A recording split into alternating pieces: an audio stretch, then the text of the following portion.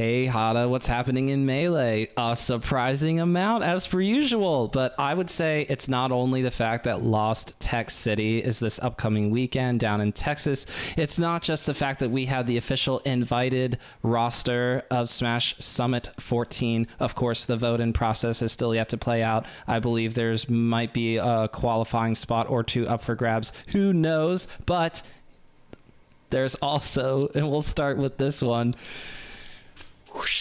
we have IGN all connected to the grassroots community. I think I saw the word grassroots in this IGN article no less than 5 times. And yet being so out of touch with what's really going on down here is impressive. So Hada, why don't you go ahead and introduce us to the latest and greatest from IGN? Shout outs to the boy Matt Kim, dude. You love journalists who report on gaming and refuse to do actual interviews beyond 1 or 2. And because clearly they didn't actually talk to any community figures, they talked to people who are financially invested in this project. And of course, they only want good press around it. And if IGN is going to write an article, they're only going to do the politically correct answers. So titled, How Nintendo is Finally Embracing the Grassroots Competitive Super Smash Bros. Scene. And of course, any human being who's actually connected with the grassroots Smash scene is like, jokes, good jokes. This is clearly a satirical article. Next, it's going to tell us to impregnate the women and eat the babies. If you guys don't remember your British literature, that is a reference to a modest proposal, basically saying it's all a bunch of shit. And while it may look pretty and make sense on the the cover, it really doesn't actually have any substance. So it goes on to saying how, because of Panda Cup, it's now an important step for us. So, quote, for Nintendo, Panda Cup was really an important kind of step for us to finding a way to partner with the community, finding a way that we can partner with the community like Panda, who's been in the community, knows the history of the community, and is really familiar with all the grassroots efforts that have gone into it. And it's like, yes, while that is true, it also doesn't state all of the restrictions that have been placed upon Panda when running these events, meaning that there is no Slippy files, there's no there's no modifications in order to make streaming, viewing, or casting the game easier for anyone, which is a lot of the modifications we've made to Melee are quality of life. They make it easier for us to operate as a competitive game. Of course, it's Unfrozen Stadium, which is not the standard that we've been playing on for many, many years now. And it's even gone as far as laying in, and I have not seen this, but apparently there is actually a rule book and a guidebook given to casters prior to events. So commentators have to stay within certain guidelines as written by Nintendo, not by Panda, but by Nintendo, and then mention certain amounts of Nintendo products during the broadcast, and with the caveat that you can get fined should you break any of these regulations. And of course, none of this was actually brought to light for the community to actually see in this article. And of course, I'm sure he didn't even know anything about it because he didn't interview anyone. He didn't talk to anyone who actually has any stake or has any actual tangible, unedited feelings about our relationship with Nintendo. And of course, I can speak for very, very, very many people in the community where our relationship with Nintendo is, hey, we just wish you'd leave us alone. They're the bully on the playground that, their dad drives a Tesla, their mom shows up in the Mercedes Benz, and, our dad drives, a Ford F-150, and we're just there to have we have a dad? time. Oh, let's go. I don't even know if we have a dad at this point. We tell everyone our dad drives a Ford F-150, but really we just walk to the park every day. And we get pushed around by this kid who goes home to his $1.4 million house with his family, and we go home to the apartment and eat some Kraft mac and cheese. And we know we live a happy life. We're happy to walk to the park on our Saturday afternoons and then walk back home to the apartment and have Kraft mac and cheese. But suddenly, this kid who shows up eating, farm fresh eggs every single morning, and he gets to tell us what to do. Why does that make any sense? You have no investment in what in our lives. You have no investment in what makes us happy. So why do you care? What does anything that we do, and how does that affect you in any way whatsoever? And that's my frustration with Nintendo. It's hard not to look at Nintendo, who will say something to the effect of, hey, we have to protect our IP. Hey, we have a brand to uphold. Hey, we have our own thing going on over here. But I still can't remove the image of someone wiping the tears away from their face with, like, $100 bills. I'm pretty sure, and I saw this a while ago, so I couldn't tell you the exact number, but I believe that Nintendo is sitting on many, many, many dollars of money just sitting in a bank somewhere, or I don't know how many bank accounts. It doesn't matter. Just sitting on it, not using it, just building it up, seeing the pile grow bigger or something. What are they going to use it for? Who knows? I guess maybe to protect their IP someday when we finally manage to talk about P Plus on a Nintendo Panda stream. So there, I'll say a few things, because I tend to be more of the glass half full, but also acknowledge glass half empty thing here. I saw that they had Dr. Allen, the CEO, founder, president of Panda, in this article. He's talking about the good stuff that Nintendo and Panda are doing for grassroots. And I appreciate him trying to make that all work, because in order for there to be an officially licensed circuit and all that other stuff, you have to play ball with the bully that you're talking about, Hada. But we're on the losing end of the deal. Just to summarize it nicely, and I think Stude, shout outs to Stude on Twitter, at Stude, it's not embracing us as we are. Unfrozen Stadium, no Slippy for visuals, weird commentary rules, and less opportunities for grassroots commentators as well. Panda Cup has done good things, but I don't think the trade-offs are worthwhile. And I will second that as well, because where's the big size prize pool that Nintendo has specifically crowdfunded? Gonna go ahead and guess that that was something that Panda put together. Who's paying to run this circuit? Nintendo's not doing it. And we get to have once again ads for Nintendo games during the commercial breaks, and then mention Nintendo games during the broadcast, if that's what you were talking about earlier, Hada. What are the true benefits that we're seeing, other than what? I mean, even the Papa John's deal was something that BTS put together, not Panda. So I'm confused about how this is doing so many great things, and ultimately what's going to be the case, no matter how good it gets, it will never be what we want or envision. And so the reason why that is because Nintendo has their own idea of how to do all of this. There's never going to match up with the communities. We'll always be eternally at odds with each other. That means that between the two, I would just rather it be us on our own, somehow find a way to make the big bully go away. But as it is, they're in the arena. They will always be there, and it sucks that it wasn't for a better result than it is now. Maybe it'll be better in the future, but it'll never be exactly what we want. It's just a difficult line that we consistently have to toe. It's not for the benefit of ourselves. It's for self-preservation. It's fighting the fear of getting tossed a bunch of cease and desists over and over again. It's, the threat of litigation that we know we can't afford. And that's the thing is, after the wake of the Big House getting cease and desist, a bunch of legal channels on YouTube were started making content. Like, is there standing for this? If this went to trial, like which way would this go? And the consensus was, even if we did fight back in situations like that, we don't have the pocketbook, we don't have the financial gains or the time or the investment that Nintendo has with their bags and bags of money and their incredibly educated lawyers, and expensive lawyers, that we just can't stomach that. So we have to roll over belly up and be like, okay, sorry, our bad, we'll just stay in our corner and do your free marketing. We'll continue playing this game to a high level to tens, if not hundreds of thousands of people every year, and continue to market your product as a cool and amazing way to spend time with your friends and, play a competitive game for absolutely free. We do it for our benefit, but you get the benefit all as well. Nintendo does.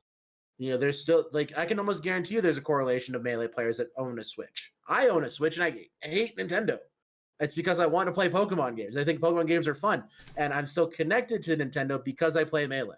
And because I think Nintendo does make good games every once in a while. And so, regrettably, I do own a Nintendo Switch. And there was a solid bit of my life where I did not own any Nintendo products because I didn't need anything past the GameCube and Super Smash Bros. Melee and a controller. And that's all could have been purchased in 2002. So it's like it just breaks my heart that we provide so much effort, we send so much into the community, and all we do is get either the threat of or physically get whipped down and beaten down by Nintendo for it. It makes no sense. So it makes sense from Nintendo's perspective because in their minds it's like, oh no, we didn't authorize any of you to do all this stuff. But it's like, come on, look around you. This is comparable to any other fan base around any other IP in the world. Star Wars and Harry Potter and the MCU, all the way down to niche books written by authors that like only 1,000 people have heard of, but then 5 of the people who have read that book are writing fan fiction about it and posting it onto the internet. Like you will have people that fall in love with a world that is created by an artistic person, and then they will continue to add to it, because as much as we all love original ideas, we also love familiarity. We love nostalgia. Everybody knows who Mario is. Everybody knows who Link is. And it's really cool that there's a game that exists, Melee specifically, where it's so intricate, it's so deep within itself of how the mechanics are and how the players can interact with each other, you know, to the point where fiction can say to a person who's taking a lesson with him, hey, were you hungry during this set? And the person going, actually, it's funny you say that because yes, I was hungry. And maybe that's just fiction making the read of a lifetime during one of his lessons, but it's also true where you can see style behind different players playing the same character. You can see some really exciting hype gameplay where it makes you go, wow, what just happened? That was so cool. Where despite the fact that the game has never been patched before by Nintendo itself, we've done UCF type stuff. You get it. But Nintendo's never patched the game. They never had a chance to make Fox up smash weaker or to make Marth's grab range shorter. They never had a chance to do that. We've continually developed gameplay countermeasures to this as the meta continues to advance, and 20 plus years later we get to see storylines of Jmu coming out of nowhere and affecting the game's history, and now we have a whole game's history to look back on.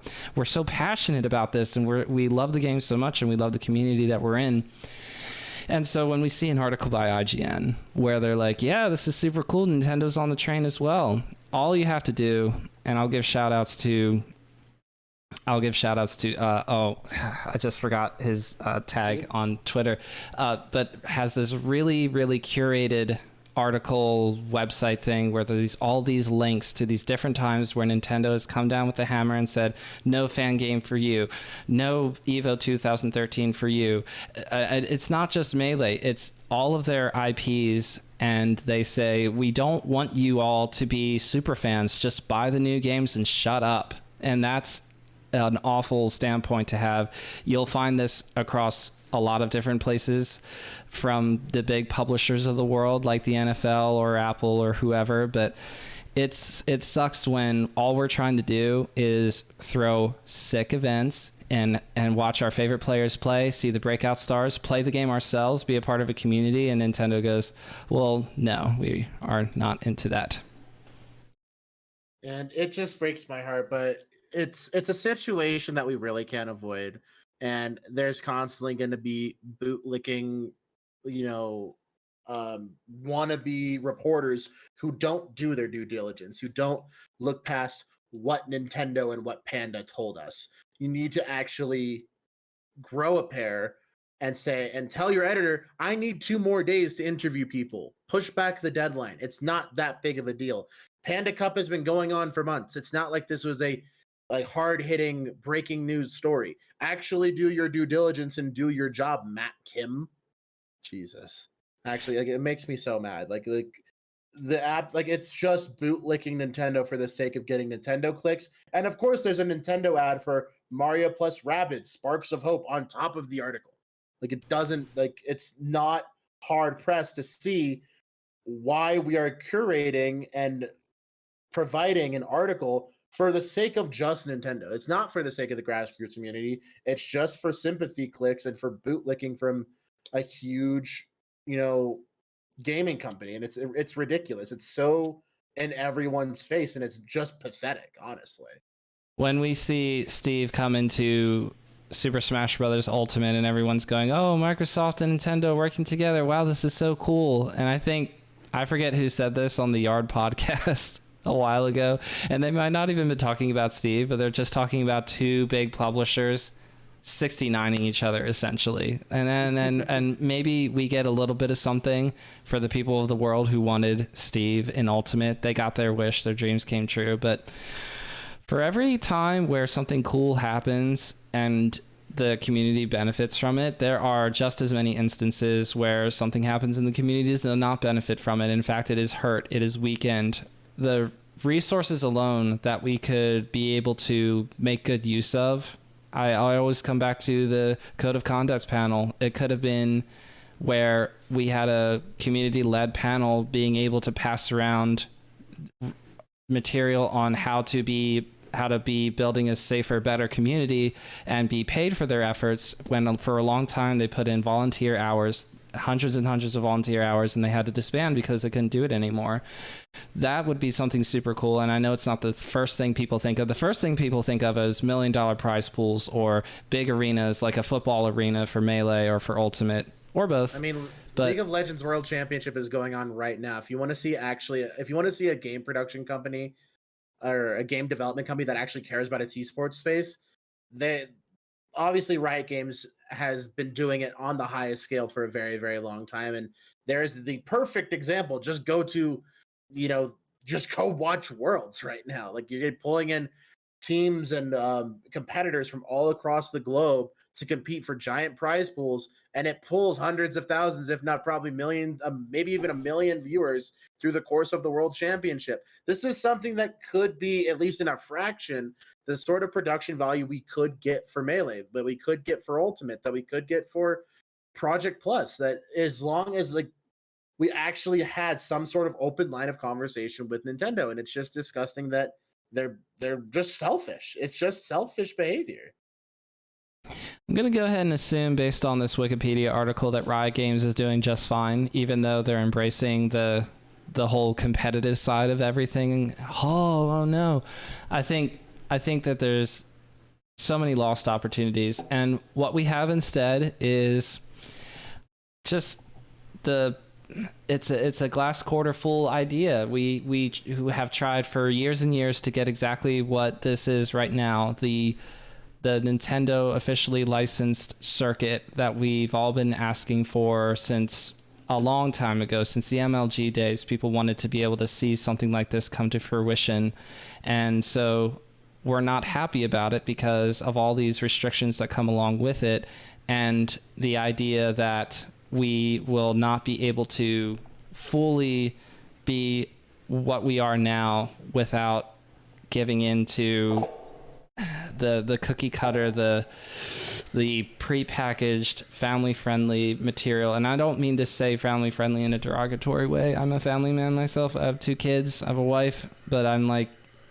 I don't like this whole, we have to do everything super squeaky clean by the book type stuff. The community will never be as vibrant as it can be if we're not allowed to fully express ourselves.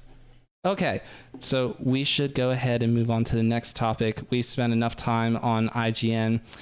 Good job, congratulations! You got some time on our little Melee happenings diddle here, all in front of 1 viewer. Let's go. Okay, so now we're going to talk about Lost Tech City. So Hada, I'll go ahead and give you a second to pull up whatever you need to, but let's go ahead and intro this by saying LTC, very common acronym down there in Texas. Big shout outs to people like Stude, Palpa. There's some other, Justice. I hope that Justice is at Lost Tech City. I guess I don't know that for sure as of right this second, but other people out of Texas, I guess Wizrobe also out of Texas, but I'm very excited about the fact that we have, for some odd reason, another tournament that actually has some top-heavy competition mixed in with mid-level players that we all hopefully know and love. So Hada, please break it down for us. Who are you excited to see at Lost Tech City? I mean, Lost XC seems like a really cool tournament, and I know that the actual depth of numbers aren't that high. I think it's under 200 entrants, but it's extraordinarily top heavy too.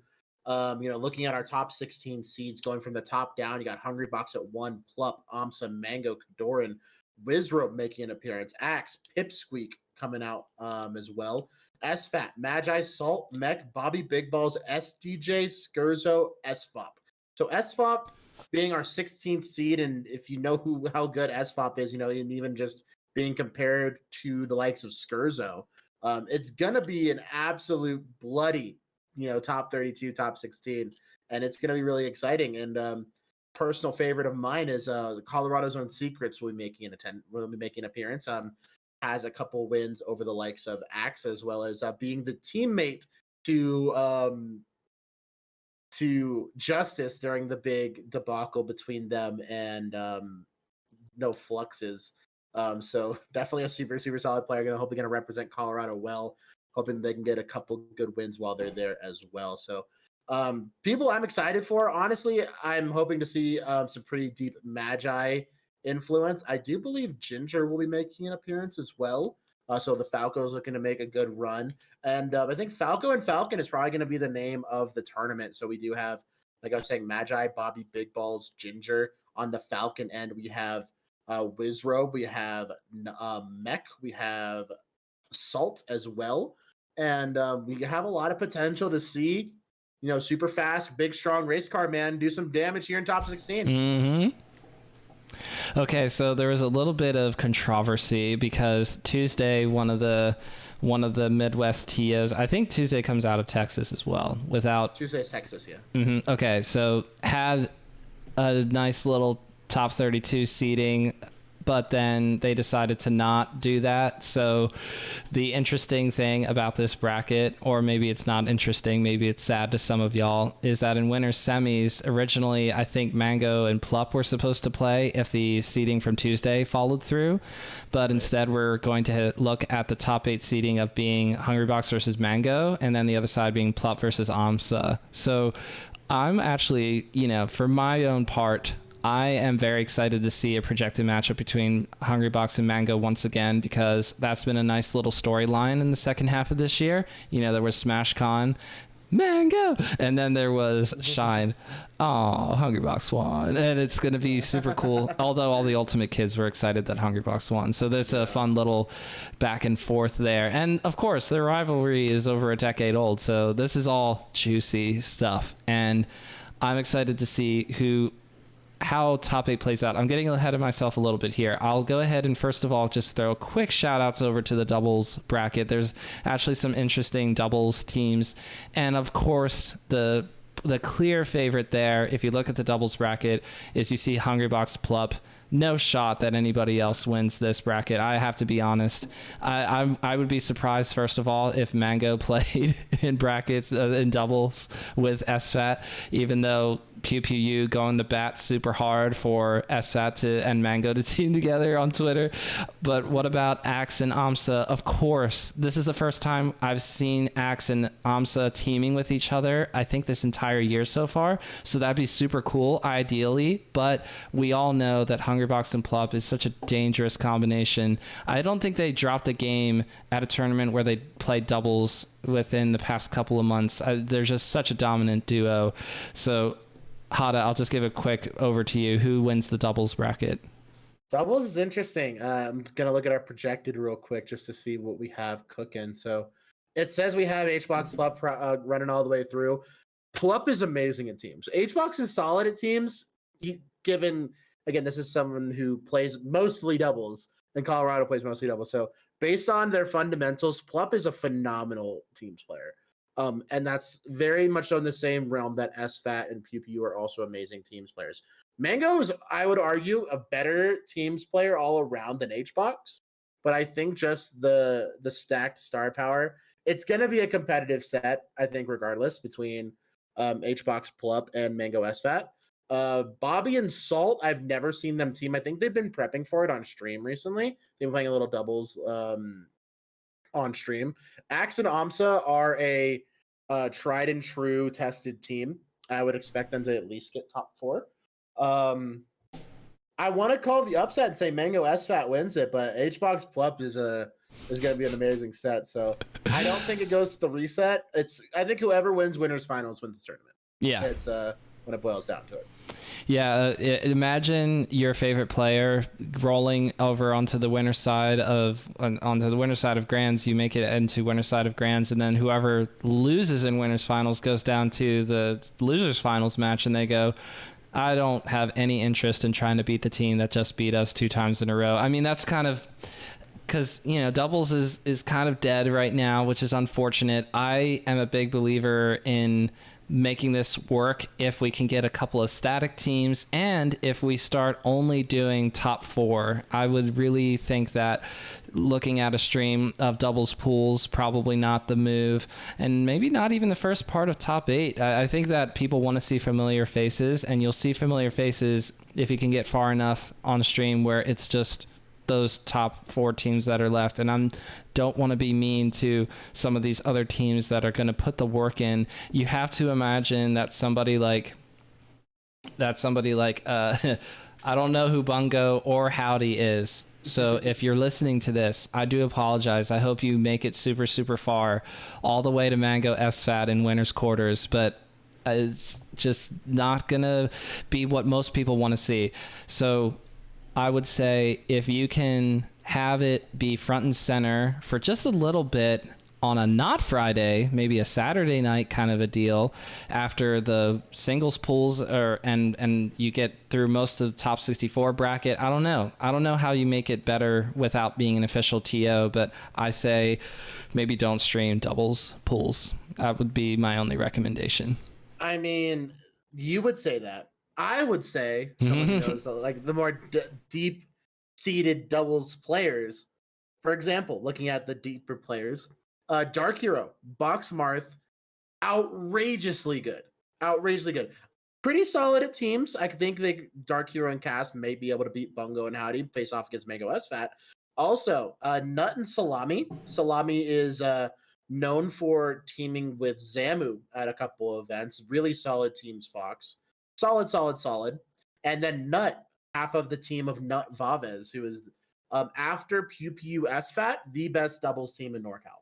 So Nut, amazing sheiks. That's going to be 2 amazing doubles players coming together. So that's Nut and Salami. Going to be facing off against Amsa and Axe projected. That's going to be an amazing set. And then Secrets, who I was talking about earlier, actually teaming with SFOP. So Secrets, a member of the Crack Shack. If you guys know, if you ever heard about that Discord channel, it's a lot of the hidden boss sort of melee players. You're going to have Beezim, Secrets, SFOP, Justice, Salt. There's another Yoshi in there. I think Whiskers is in there. And it's just Swift is in there. Secrets and Swift play a lot. And so there's a lot of like really, really talented melee players, and they all love teams. And so they've all gotten very, very good at teams. So SFOP and Secrets teaming.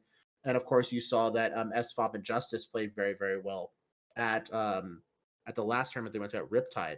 And so you can imagine that Secrets and SFOP would make a very deep run, Secrets being probably a top 5 doubles player in Colorado, which is a very difficult feat to accomplish. So because a lot of the Colorado doubles teams, especially the static ones, will make top 8s at most super majors, or at least make runs for 9th or 13th. So like I expect big things. I would put Secrets and SFOP over Salt and Bobby.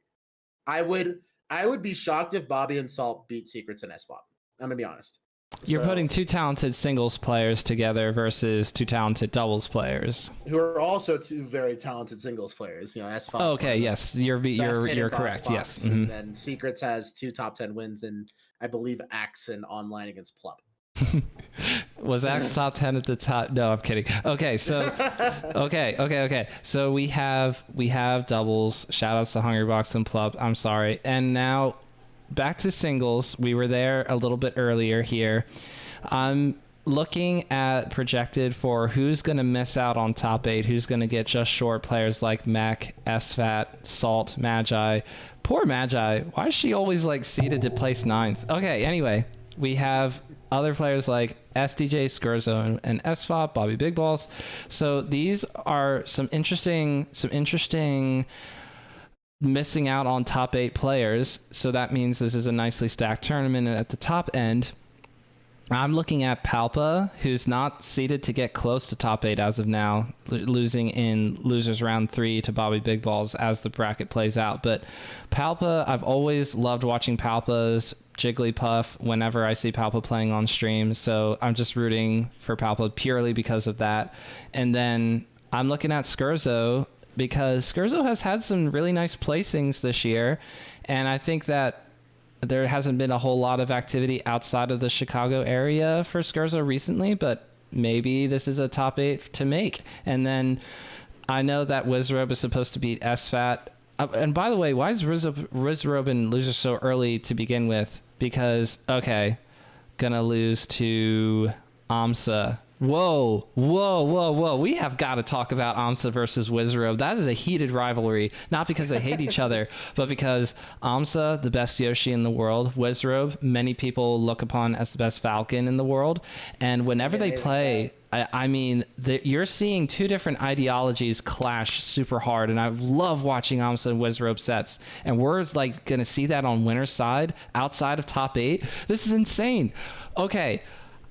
I don't know if AMSA's going to win that, but AMSA is in practice and has been playing really well this year. So I'm not mad that AMSA's seeded to win. I would agree with that seeding, but I'm curious to see if Wizrobe's going to come out and win Smash Factor 9 style, or if there is going to be a little bit of the rust that I assumed would happen going into Smash Factor 9. But Wizrobe won that event, so I don't know what's going to happen. All this is exciting. What do you think? I mean, I think that this is a really cool bracket. Obviously, AMSA Wizrobe is probably going to be the go-to look for a ninth place or a winner side top 8 qualifier. Pardon me. I think Plup versus Axe is going to be solid. Honestly, all of them with I hate to say it, the exception being probably HBox Pipsqueak. Oh, I want to see Pep versus Hungrybox. That'll be fun. I definitely want to see all these sets, but I think it's going to be the most lackluster. I think Kadoran has the potential to beat Mango. I know Kadoran has beaten Mango. I think Axe beating Jmook in their first meeting in the most relevant timeline shows that Axe has it against Sheik, and of course Axe's Fox is being in good practice. So I don't know if Axe would whip out the Fox against Plup and cause some crazy character counter pick battle. I know that's something that Axe is actually looking to get into. AMSA Wizrobe is probably the most up in the air, and I think it's the most interesting, especially with the matchup. I think Yoshi throws a monkey wrench in just about anything, and of course, Wizzy not only being a Falcon, but also a lesser-known character, well, at least to the super, super high level of Melee. Of course, at the high level of Melee, Falcon is actually a very prevalent character. But yeah, Falcon on paper destroys Yoshi, absolutely shits on Yoshi, but AMSA has made it look extraordinarily doable and even borderline even at some point. But and thinking about the rest of the bracket, I want to bring up some hidden bosses for our top. What is this top? I think we're looking at top 48. Top 48, something like that. Yeah. So looking to qualify for top 48 is let's see, anyone who I really like. We do have Grab. Grab is someone who is seeded to lose to SFOP. So that's pretty interesting. But Grab the number 1 player out of Tennessee and Kentucky, respectively.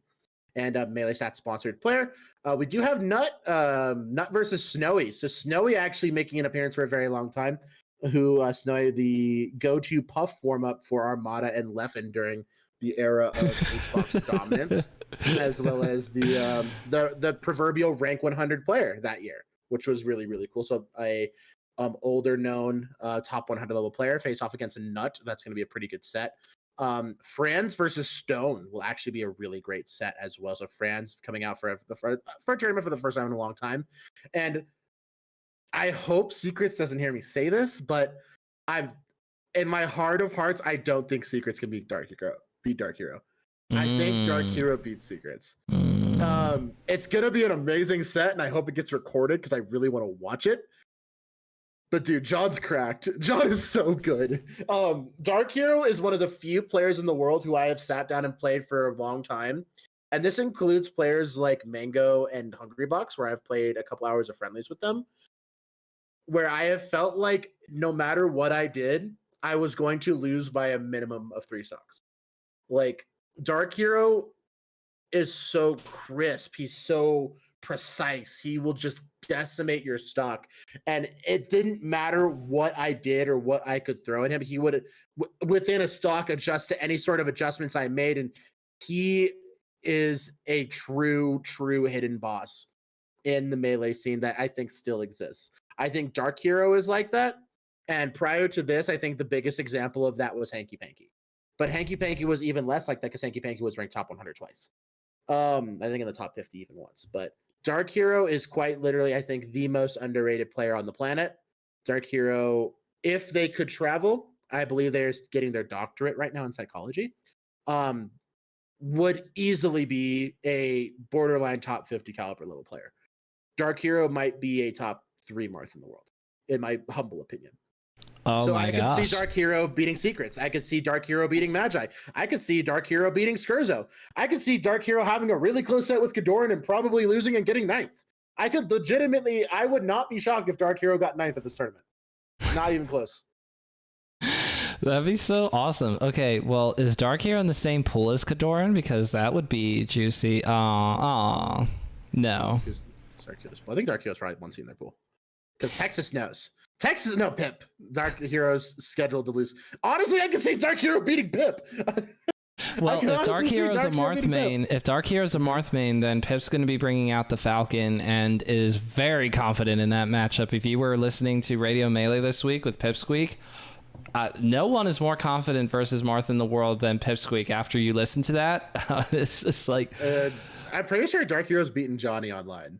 Okay, so that's why it's going to be really interesting to see. It's going to be really interesting to see how that turns out. Oh my god, dude. Like when Pipsqueak starts telling you, he doesn't have to worry about the Marth tech chase. I go, what do you mean you don't have to worry about the Marth tech chase? What?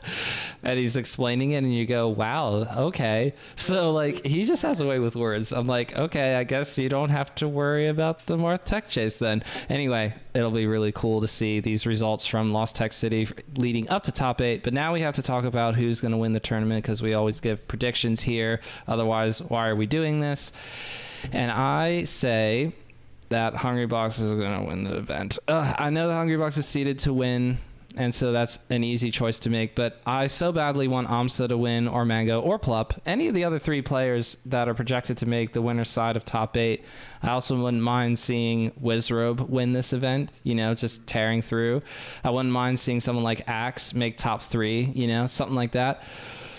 But I think Plup has a legit shot to win. And Plup has beaten Hungrybox this year, so it's very possible. Absolutely. Plup has a very legit shot to win this bracket. But my heart wants Dark Hero to win. I'm just kidding. I don't see Dark Hero winning. There's too many variables. I don't see Dark Hero beating Wizzy, Amsa, Axe. We have history of a good Marth player going all the way to winners finals of a big event. Genesis 2. Shout outs to Ty. That's true. I honestly think if I had to hedge my bet, like if I had $5,000 on the line and it was gonna make or break my life, I'd put HBox down. My little bit of hype beast in me, I think Plup has a super solid shot at winning. That's scheduled that Plup being the 2 seed, scheduled to lose in winners finals and get double eliminated by HBox. So I honestly think Plup can take this home, and I would love to see a Plup win. A Plup win, and in my super heart of hearts, I want Amsa to win. I think an Amsa win outside of Europe would be dope. When Amsa won Fate or Fet 2. Just very recently. Welcome to North America, baby. I mean, this is Amsa's first event after starting the year-long stay in Vancouver, and then immediately comes down to Texas. Shout outs to Amsa. What a legend. I think Amsa's staying with Nez Mud God, so I'm sure there'll be some Yoshi Dittos going on. That'll be fun. That sounds like a lot of fun. Yeah, for sure. So I want to say Hungrybox because of how he sort of does that thing, and I haven't lived through this arc that much in my time here in the Melee community, but I remember 2019. I remember how it was sort of like, oh, maybe Hungrybox isn't #1 in the world anymore. But then in the fall, it just sort of started winning everything or a lot of events. And so, You win an event like Lost Tech City, it's going to help. You win an event like Big House, it's going to help. So you have to put that together. I would also give a caveat to Mango. If you're going to be down there, you might as well win the whole thing. Who knows? Might as well. You might as well. Yeah. And I think that wraps up our LTC coverage. And just I know this is the very beginning of Summit season, but our invited players have been announced, and to no one's surprise, Woo! here's your list. We do have Hungry Box, Leffen, Wizrobe, Plup, Zane, Amsa, Jmook, IBW, Mango, and Pipsqueak. Pipsqueak, unfortunately, was invited to the last 2 summits, and for one reason or another, I believe COVID was one, and getting screwed over. Got screwed over hard. Has missed the last 2 and has been gifted an invitation to the following summit. And so we do have Pip and Leffen representing Europe. Of course, Amsa now an NA resident. Still going to be representing Japan, I'm sure. Oh, yeah. So we have little flags. Did you notice that on their spacesuits? Yeah. And look, Hungry Box has I want to say that's the Argentinian flag. Yeah. As well as the US flag. That's pretty dope. So I'm thinking that's kind of hype.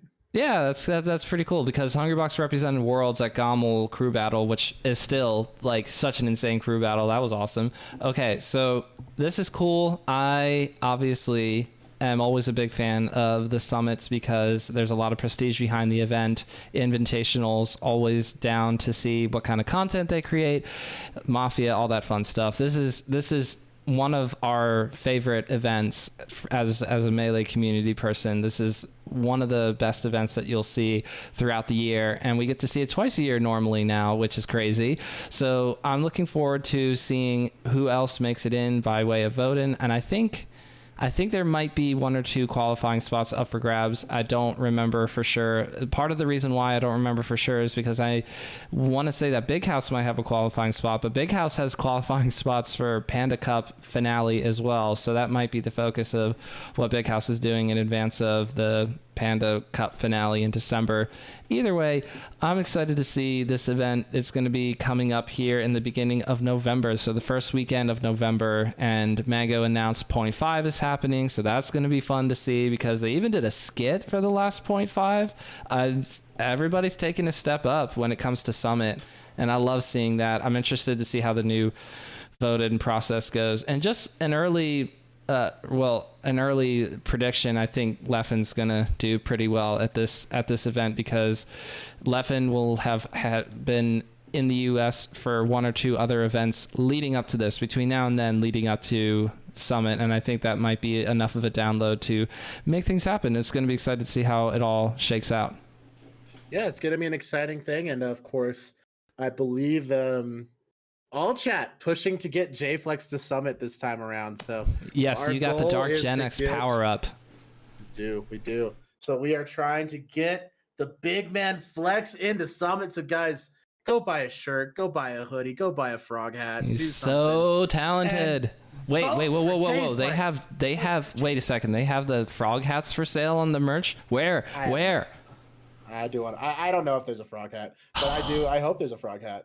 I really do. Because I would buy one. Like, actually, let me. I'm gonna look at the BTS Smash Summit 14. I want that hat.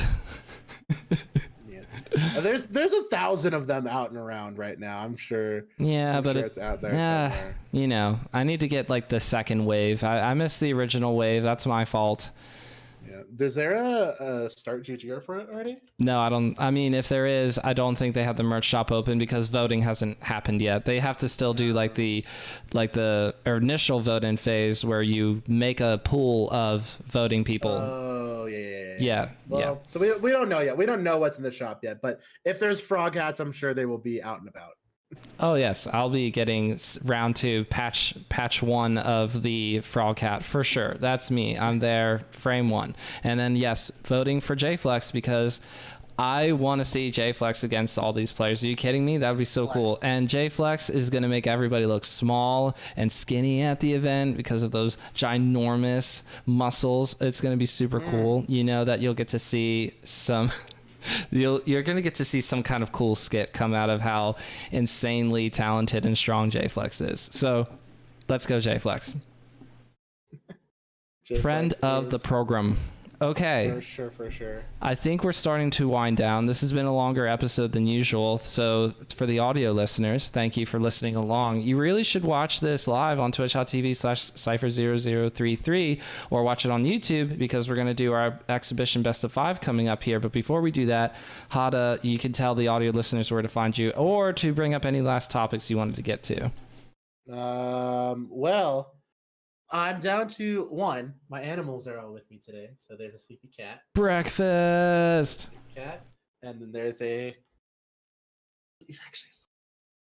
sleepy dog. Oh, sleepy dog.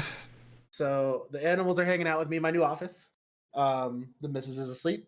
So I'm at Hey Hada on everything. I'm playing a lot of RuneScape recently. There's a new RuneScape league. It's like fresh start worlds where everyone starts at base stats and races to get high scores and stuff. So I'm trying to be top 100 on the ladder for the Slayer skill. So if you guys are interested in RuneScape at all, I've been doing that a lot with on my stream time. Start my new job next week. So that'll be good. And yeah, we have a Fox dinner to play. Oh, wait, hold on. Here's some juicy. I teased this in the Discord server. Announcement. Ooh. Bottom of the Smash Mountain will be coming to you live from the Big House 2022, from the Big House 10 in Detroit, Michigan. I will be joined up there by Oates, who is the director of Major Zine, and by Shakespeare, everyone, one of everyone's favorite. Shout out to you, Hada. You said Shakespeare's super chill, so I messaged Shakespeare, who literally got back to me in 2 minutes and said down, and I was like, oh, let's go. So Hada, I'm so sad you won't be there because otherwise I would be begging you, dragging you to the stage. Please do this with me. Get on the pod. Yeah, next time. Next time. I mean, I keep saying that. There's not gonna be this whole like, hey, you're gonna get fined if you don't talk about Bottom of the Smash Mountain enough, Hada. Hey, you have to talk about Bottom of the Smash Mountain propaganda in order to be on hey, no grassroots commentators. No, we are gonna get you up there for another time, another place. Hopefully this leads to other things. But first we have to knock it out of the park at Big House. It's weird. I'm up there, and then later on they'll have Scar and Topher the Reeds, and they'll have the Tweak podcast people. It's weird. Then all of that and me with also Shakespeare and Oates. Super exciting. I'm really tickled pink that I have an opportunity to do something like this. So thank y'all. I love the Panda Cup. So yes, for those of you who are going to be there, I will obviously be there all weekend, but Friday is when that is happening. So hopefully I'll remember to tweet out going live on the main channel or maybe BTS Smash 4, but it doesn't matter to me because I'm going to try to bring the energy. I'll be yelling a lot more than normal. If any of you have wanted to see me unhinged, like this is me at 50%. I'm going to be bringing 100% because I won't be worried about waking up my family because it won't be nighttime. Let's go. But yeah, hey, I'm super excited for you to have an awesome time at Big House. Big House is such an amazing series. If you've never been to a Big House, I would recommend you go. I do believe registration's probably closed, so you probably can't get in now, but next time. You can still go and attend the event. You just can't compete in the bracket. Yes, that is correct. It is unfortunate seeing the people come in through the Big House Discord and asking all kinds of fun questions that they should know the answer to already is always a good time. All right, so now, audio listeners, thank you for joining us. Let's move on to the exhibition best of 5. Hada, who will you be playing at? Oh, and also the overlay. Who will you be playing as tonight? I believe we're Fox Dittoing. So we are going to Fox Ditto. Let's go.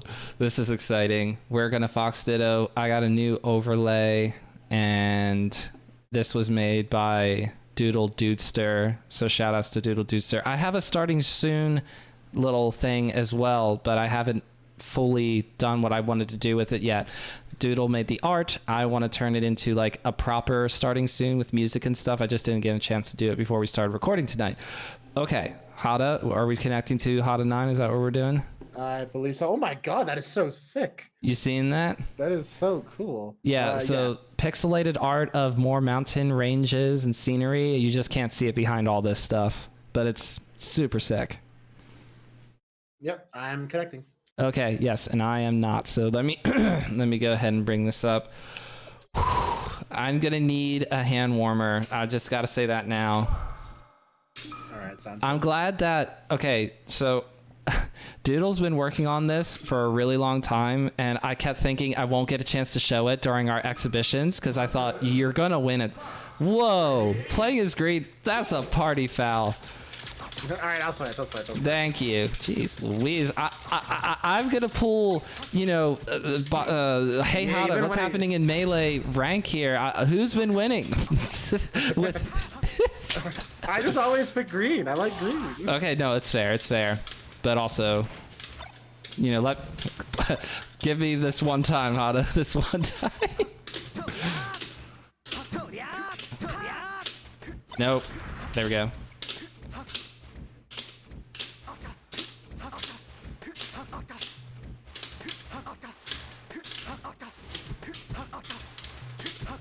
All right, we're not killing ourselves, but they're not very crispy. It's okay. That's going to be the key to victory, is having semi-consistent, semi-okay ledge dashes, because I'll still be scared of it and let you come back onto the stage. All right. So you want to start Battlefield? Yeah, I'm done. All right. Good luck, Hada. Good luck. Good luck. Ooh, Red Fox. Let's go.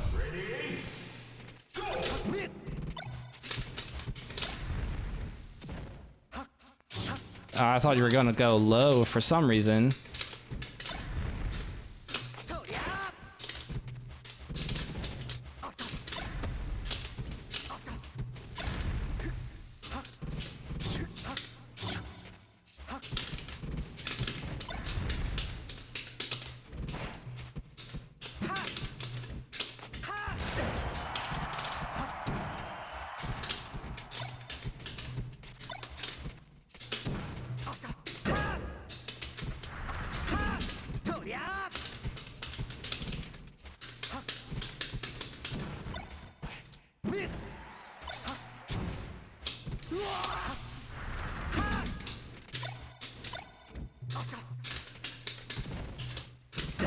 That's the poor man's multi-shine, by the way.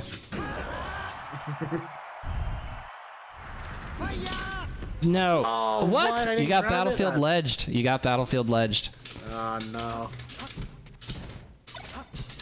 I can't believe Battlefield ledge is keeping me in the game right now. You cannot let me get away with this. Oh, jeez. No, that was supposed to be... Oh. No, that was up smash. Frick. I had you dead to rights, kind of. You get it.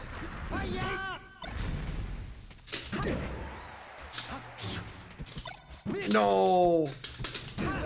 I can't believe I dropped it like 8 times. Okay. Oh no. I don't know about this. I feel like I'm awakening a beast right now. I'm loosening up. But I gotta win this game for sure. Otherwise, if I can't, you know what I mean? That was a buffered... Oh, what? I try to do it too. Oh, God. Okay, well, yeah, alright, that's on me.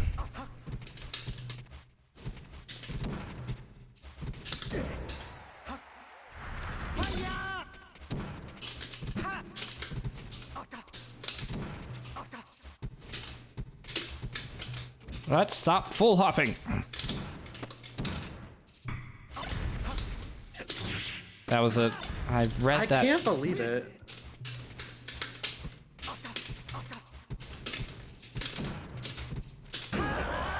I can't move. No, that was it. Ugh.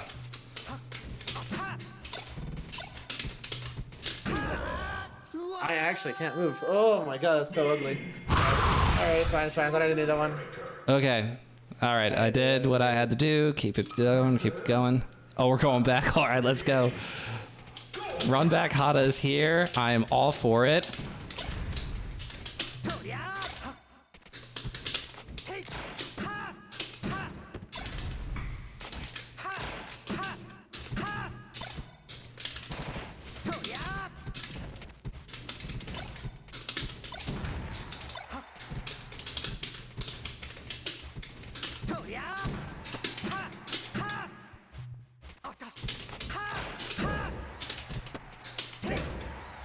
Max range.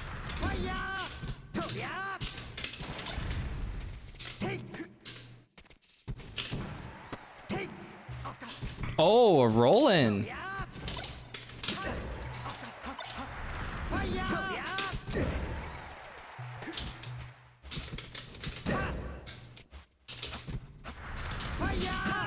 All right, I'm gonna get that.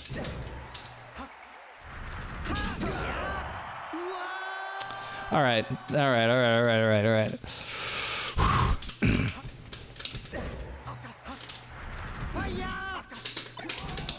Oh wait, no. Oh, thank you. You're a gem. I appreciate that, Hada. I mean, I know I died immediately afterwards, but 1%, baby. Oh no. Am I just a dead fox? Oh, okay. Should be. I can play this character. You should down smash more. Probably should.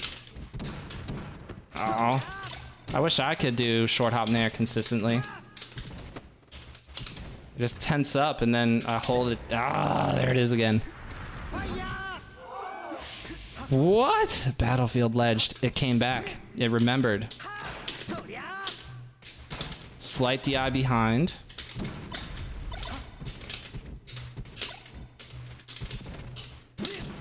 Oh, there it is.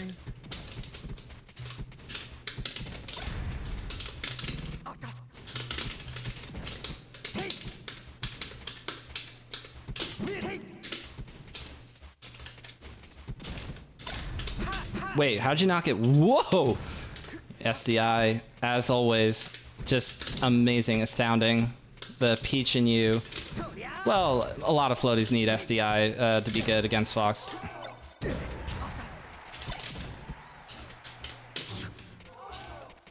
Yeah, like that. Woo! Oh no.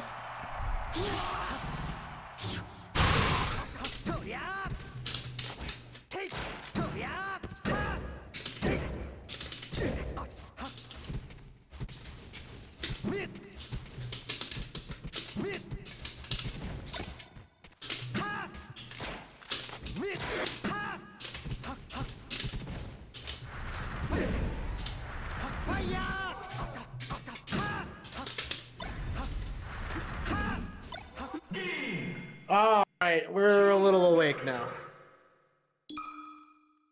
I went into focus mode there, Jesus.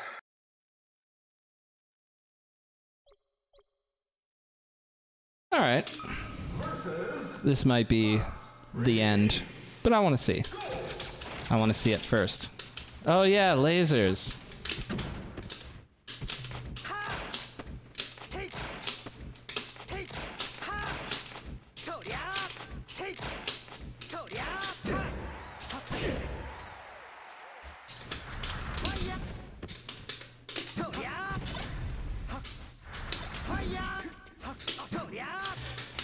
I need to remember, Shine is a frame 1 move.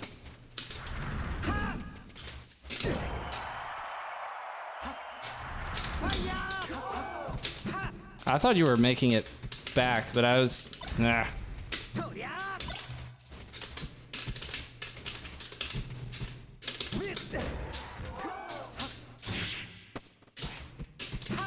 Why am I grabbing you?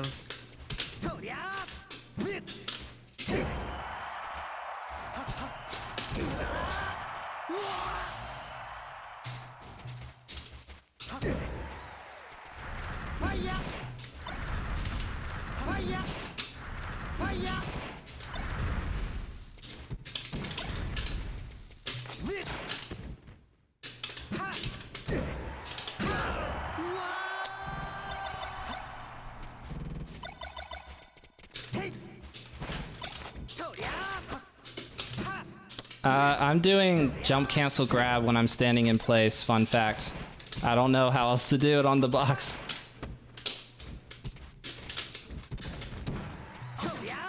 I used to only wave dash out of shield. When I learned how to shield out of wave dash, I learned how to do it out of shield. So I'd actually only do it out of shield. That back air was supposed to come out a bajillion. Oh, okay. I knew it was gonna go there.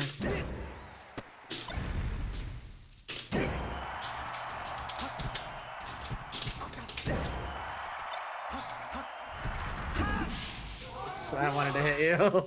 So bad. Oh, you know it's real. Let's go.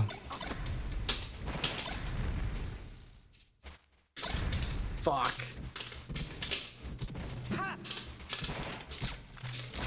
Oops. I'll take it.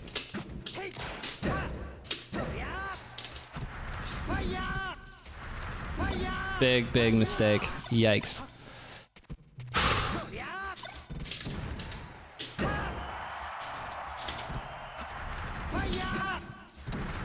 This close. I knew you were gonna do that.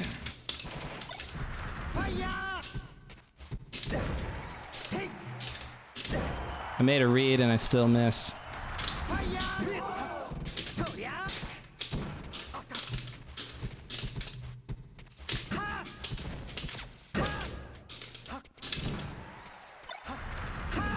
That might be the greatest back I've ever done in my whole life. Choose your character. That was so good. I mean, I liked how that went, and I still SD'd. Eh.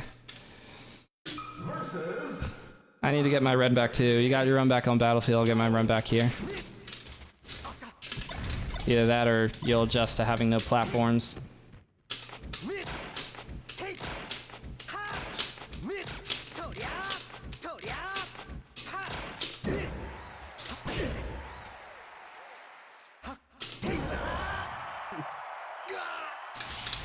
Hell yeah.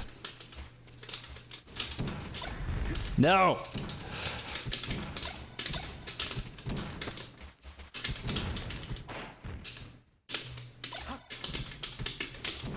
Sure, let's call that a mix-up. I totally wasn't trying to do a run-out up smash. Ooh!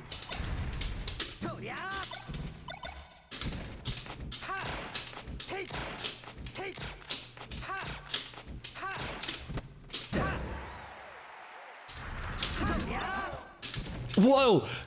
That was the fastest sledge I've ever done in my whole life.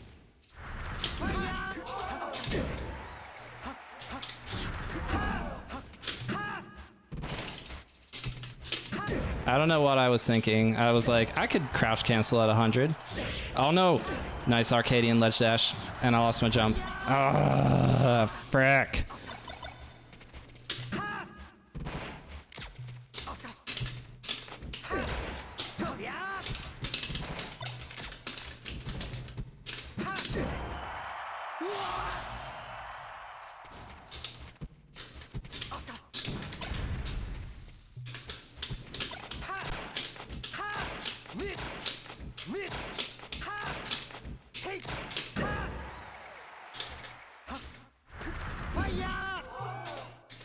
The one time I grabbed the ledge.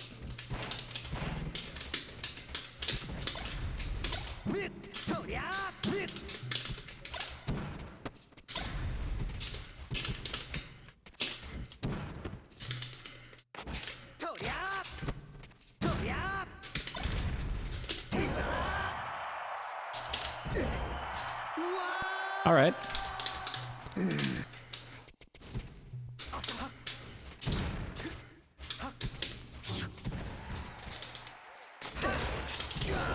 Ooh, the single hits.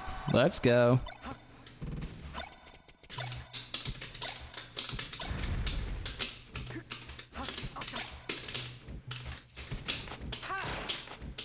Yeah, that grabbed me.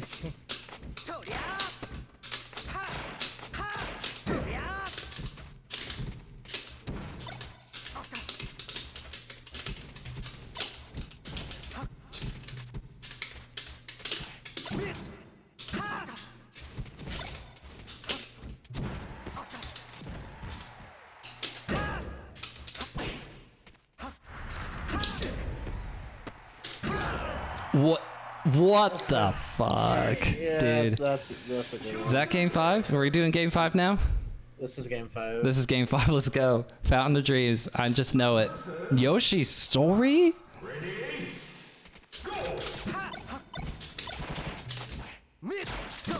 Already taking advantage of platforms, which is fine. Which is fine. It's what. No. I didn't want that up smash either. Don't worry, game. Okay.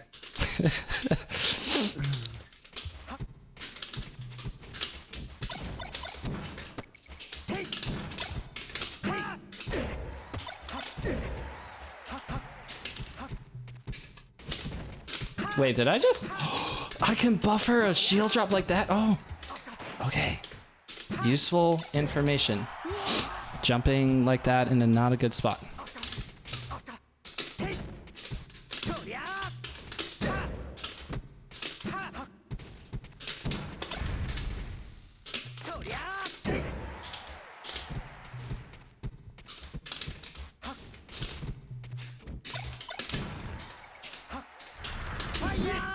Nice hang.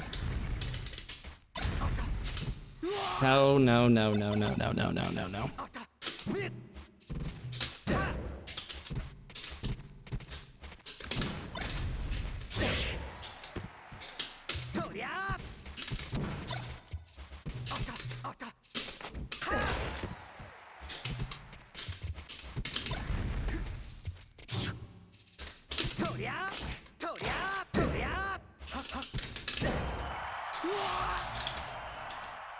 Nair, okay. Might have saved me. Woo! Wait. Oh, you should have gotten that. Urgh.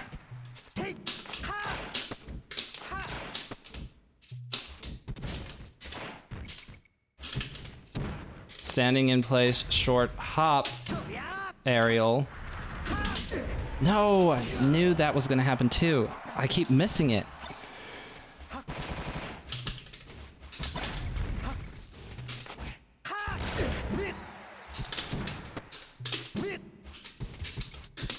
Did I just do a teeter cancel? I think I just did. Oh my gosh.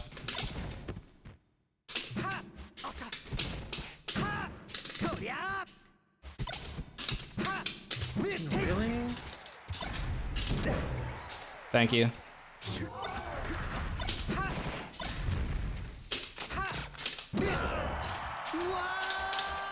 Last stock, just like last week. Let's go.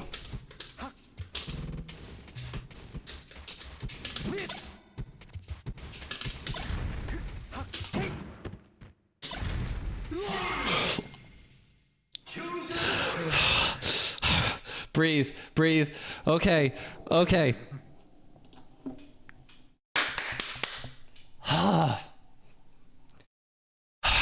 Okay, GG's. GG's. All right, it is time. Stock finals? Yep.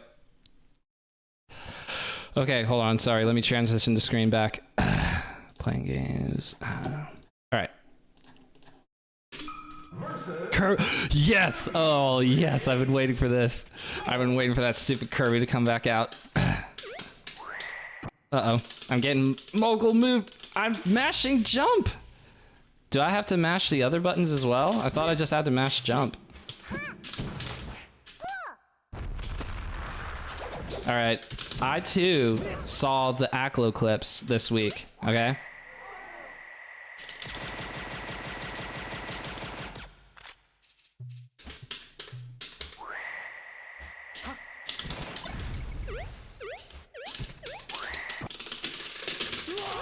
Oh, that's even worse.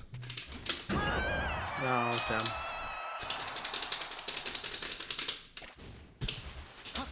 Just have to figure out counterplay for swallow. Wait, I can do this. Hold on.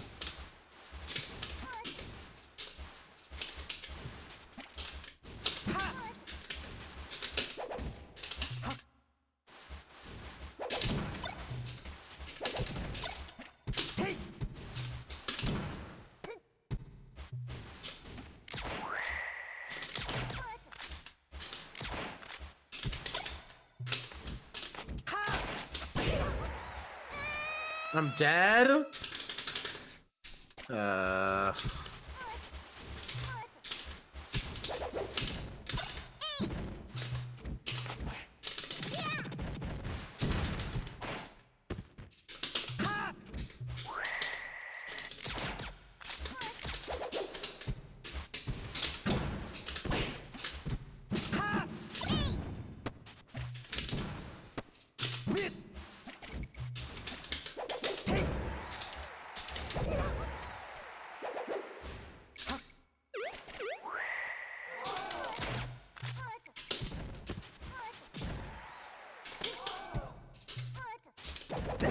Oh. The metagame continues to advance. Nope. Standing in place grab. Rolling into a forward smash. All on me.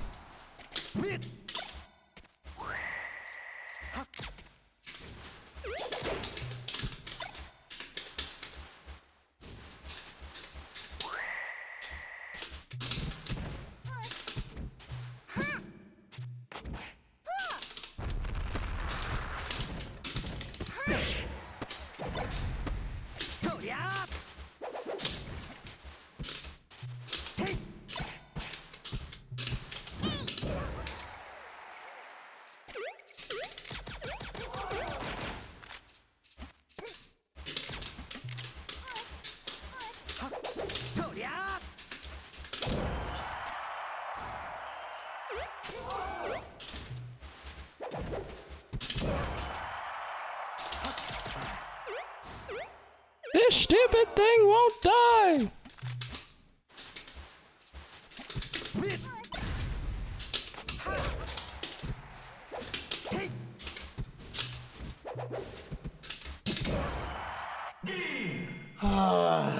I have grown. I have grown as a person.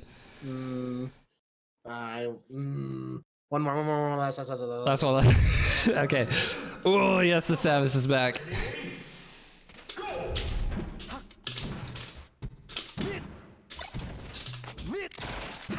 Oh boy. You were ready with that nair too. Oh no. I know that people think Samus slow, but compared to Kirby, Samus fast.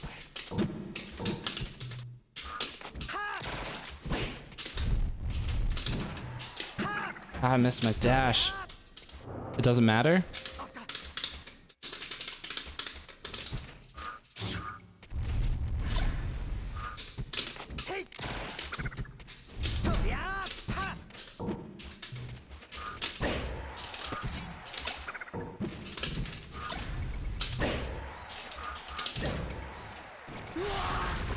Right.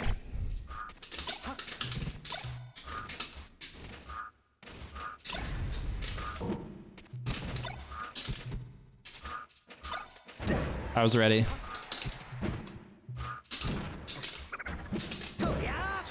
Laying the groundwork, if you will.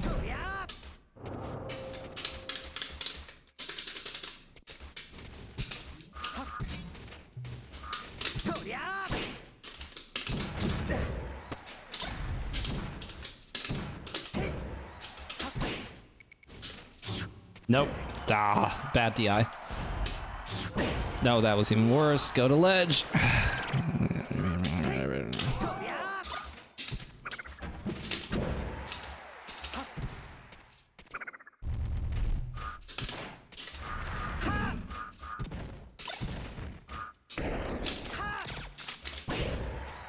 Come on, man.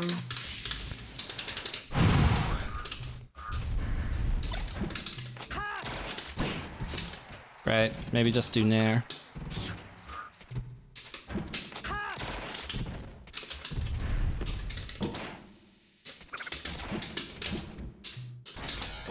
Whoa!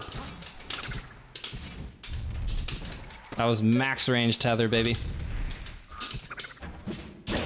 Ooh. Oh, yeah. See, I was expecting you to do that right there. I was like, he's gonna do it. Nice down tilt too. That was like the cool moment there. Ooh, wait. Is it extended now? Oh no, is it? You knew I was gonna double jump Andy. I just like, during our Fox Ditto set, I was like, it's gonna do this thing, and I was right, but I couldn't get myself in position, or I would hesitate anyway.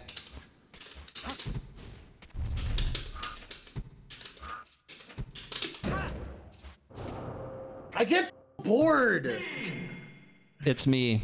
It's not you, it's me. GG's. I'm like, oh no, what do I do? I could dash dance up smash. I'm literally Samus. I should just be shooting missiles at you. Shoot missiles, that's a great idea. Alrighty.